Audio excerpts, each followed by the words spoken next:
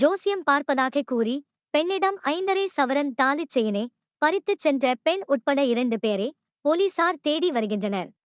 சென்னை நெசப்பாக்கம் காமராஜர் நகரைச் சேர்ந்த ரங்கசாமி மனைவி ஜெயக்கொடி, இவரது தாயார் அலமேலு திண்டிவனம் அடுத்த கீழ்மாவிலங்கை கிராமத்தில் வசித்து வருகிறார்.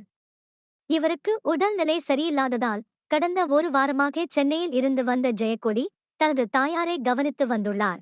இந்நிலையில் காலை 9:30 மணியளவில் 25 வயது மதிக்கத்தக்க பெண் மற்றும் ஆண் என 2 பேர் ஜெயக்கொடியை சந்தித்து இலவசமாக ஜோசியம் பார்ப்பதாக கூறி ஜோசியம் பார்த்துள்ளனர்.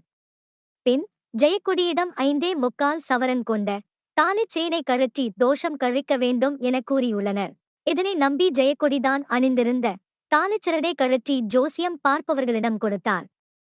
சிறிது நேரத்தில் ஜெயக்கொடிக்கு என்ன நடந்தது என தெரியாத நிலையில் ஜோசியம் பார்க்க வந்த இருவரும் அங்கிருந்து தப்பிவிட்டனர். ஜெயக்கொடிக்கு நினைவு திரும்பி பார்த்தபோது ஜோசியம் பார்க்க வந்தவர்கள் தன்னை ஏமாற்றி செயினை பறித்துச் சென்றது தெரியவந்தது. நகையின் மதிப்பு 5 லட்சம் ரூபாயாகும். இதுகுறித்து ஜெயக்கொடி அளித்த புகாரின் பேரில் வெள்ளிமேடுபேட்டை போலீசார் வழக்கு பதிந்து நகையுடன் தப்பியோடிய இருவரையும் தேடி வருகின்றனர்.